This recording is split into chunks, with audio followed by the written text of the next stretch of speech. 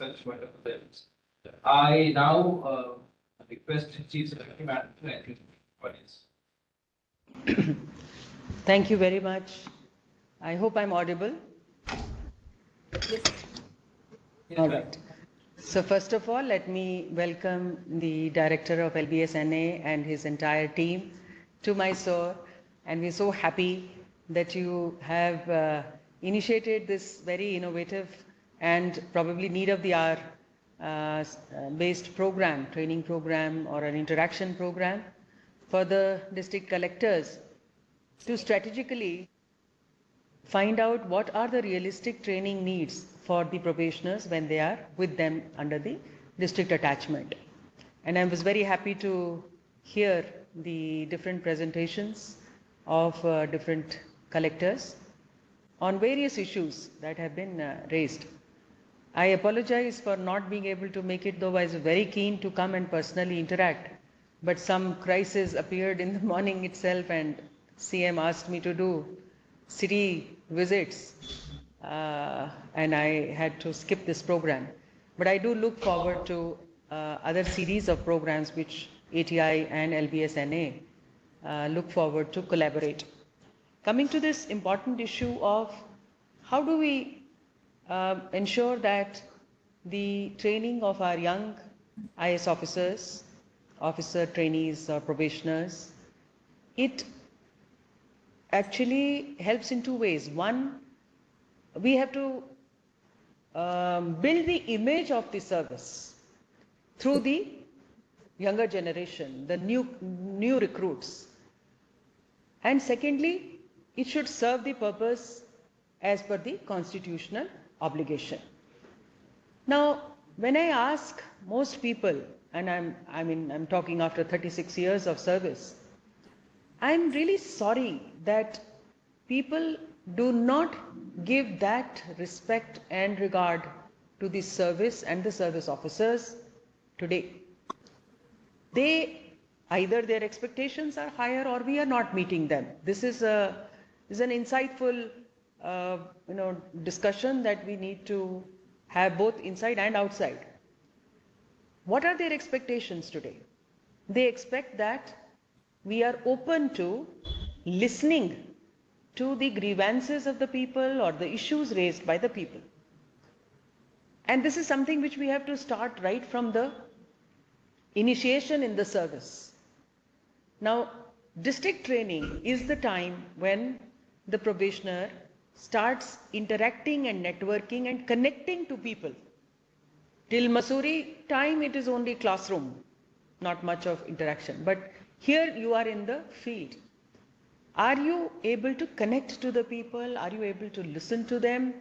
Or you have this know-all attitude? Unfortunately, most people tell me, whether they are politicians or they are commoners, they say, you IS officers, you have this, know-all attitude. You think, particularly very senior politicians will tell me, Madam, you have to teach your senior officers and even junior officers that if you have spent 20 or 30 years in service and gained that experience through your own merit, suppose we are in politics, we are also there for 30 to 40 years and we have our own set of experience and respect gained through the society. So are we devaluing it, or are we not recognizing that they are equal and very important partners in governance? Are we missing them out? Many of the officers, I'm not even talking of probation, I'm saying young officers, they come and say how to manage the politicians is still a very big question, or how to manage the public. Many of you have also expressed this.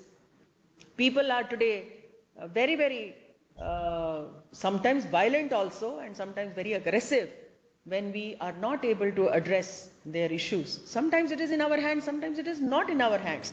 But how do we manage them is a very important area which we as right from probationer level, we start learning. And it goes without saying that DC is the role model for me also. My DC was my role model.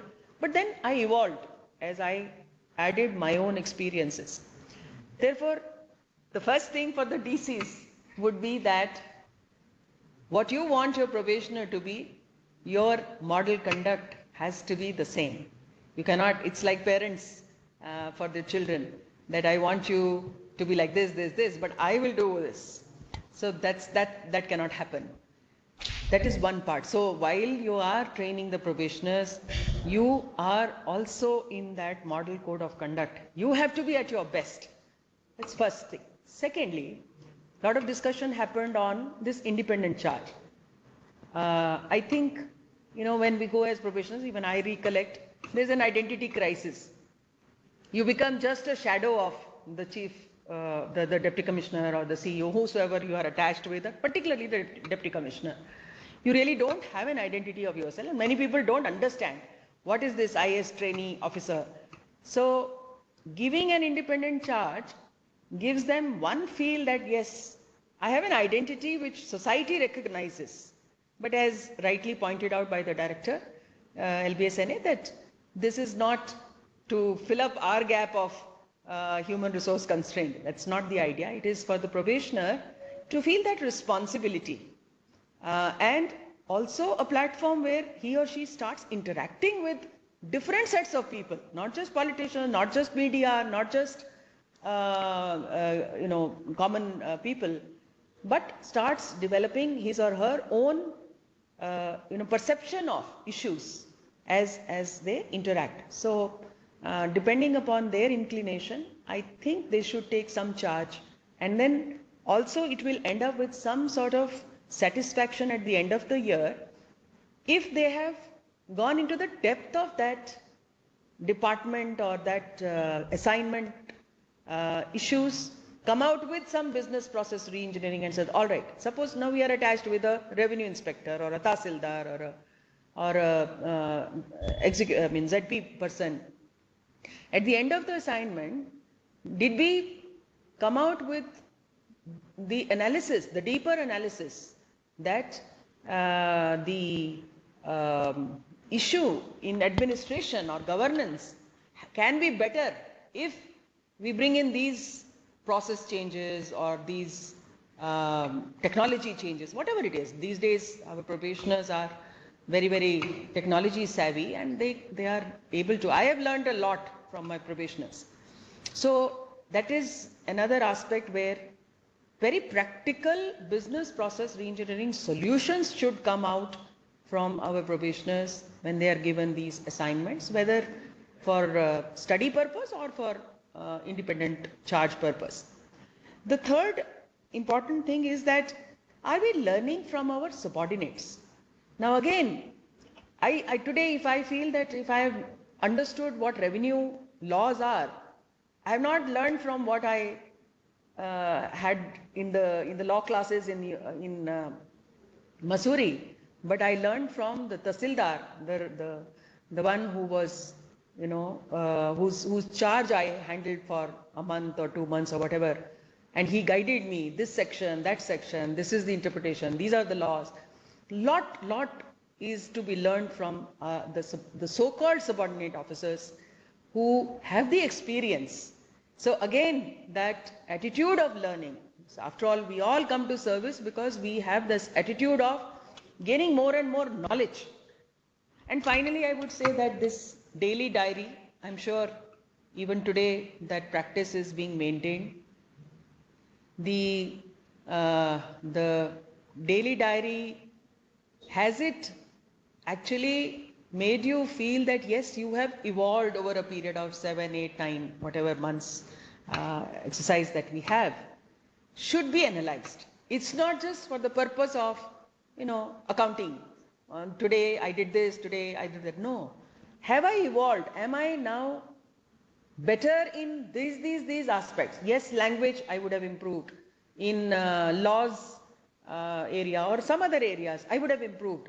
So at the end of the month or so, please ask your probationers to self-evaluate, and you also do that evaluation for them. Have you evolved? Ultimately, all this period that is given to the probationers is to evolve further and see that they fit into the shoes once they are into their independent charge.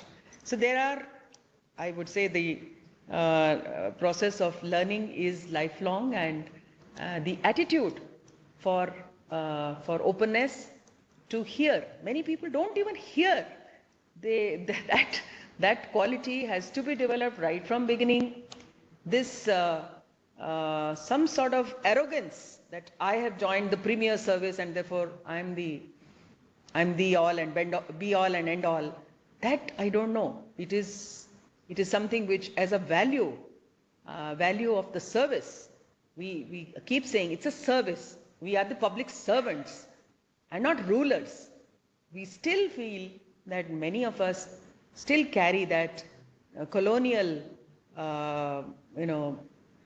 mindset that it's my way or highway kind of thing. No, that has to be, not all. I'm just saying there are aberrations, and if these aberrations are found by you in the probationers, please correct it at that stage. That's the time, and it will be corrected not directly, but by your own example, by you observing you and your conduct with others and in the official capacity. So I'm sure all our model DCs are here, and they will ensure in turn that our model probationers are prepared for a huge task that is before them. And once again, I hope that this is a continuous exercise of exchange of ideas. I'm sure each one of you across the states would have exchanged certain important revelations which would help both you in your personal capacity and for improving the performance of our probationers on behalf of the Academy. So once again, I thank you all for sparing your very, very valuable time.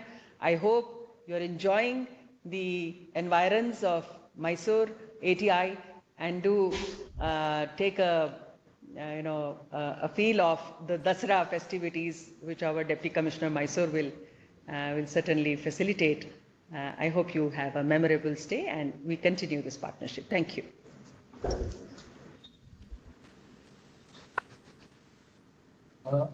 Thank you, ma'am. In fact, on behalf of the Academy, also would like to thank you in particular, the government of Karnataka, the arrangements that are made in the ATI, and also I had a chance also to visit the SIRD and also the State Institute of Urban Development. And we thank you all. Thank you particularly for this initiative. We also had the fortune of the DG ATI of Telangana, who's your batchmate, also was here. She is also here. So we missed you here very much, but we thank you for for the initiative that happened. Definitely, Mysore ATI is one of the more premier ATIs. I was just checking. We have a large number of training programs being conducted here, and it has got a very rich legacy, both as a state as well as an ATI. We look forward to your visit to the Academy and also look forward to your guidance. But let me take a moment off to just brief a couple of initiatives that the Academy has taken where the states are going to be partners.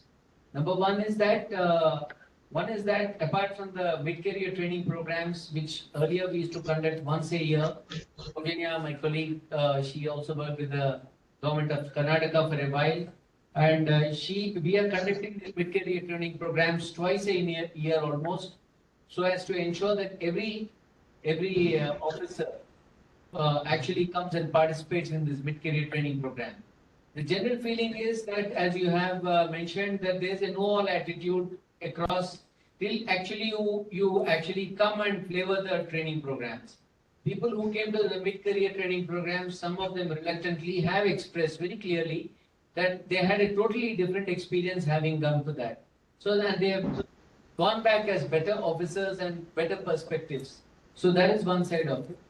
The second side of that, we have also, that is the mid-career training programs. The second one is that we are also conducting in-service training program for the, practically in every sector. So in the in-service training programs also, we request people's participation just to re-energize yourself, because now it's all cross-sectoral learning. So this also helps officers. That 1 week program helps in a big way. We are finding ways and means of further improving it.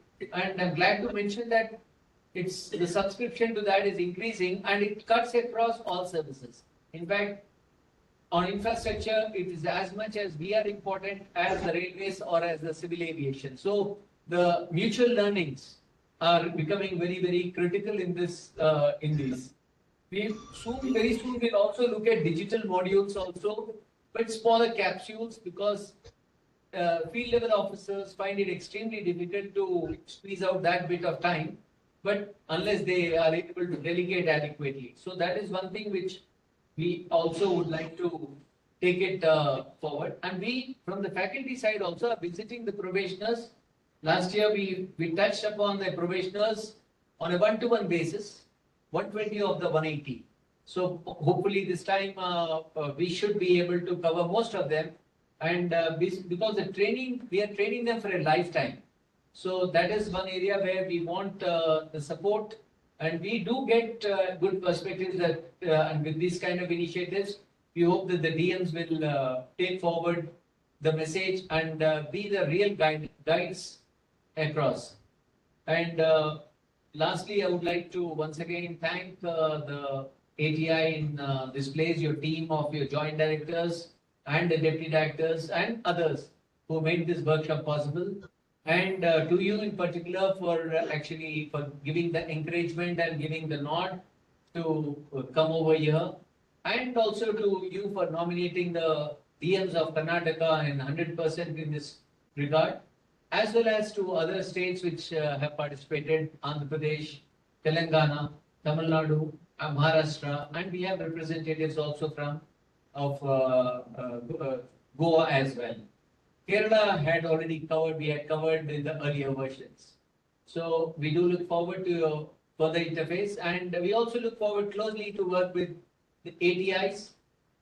We are, just to mention to you, because Karnataka is also one of the states which has been picked up in the phase 1. We are trying to work on a state capacity building plan, help out using AI. And the workshop is on 24th and 25th in Delhi. We request some representatives from the ATI to join. So idea is to see for various important roles that are being played in the field level, what is the curriculum which is already available online and what else needs to be filled. So this is the basic objective of this exercise, and 20 states, 24 states and UTs have been selected in the first phase, and Karnataka is one of them. And this is actually happening in 6 sectors: urban, agriculture, education, health, and women and child development. So we'll expand it further. We also look forward to the participation of Karnataka. And thank you very much, ma'am, and thank you one and all.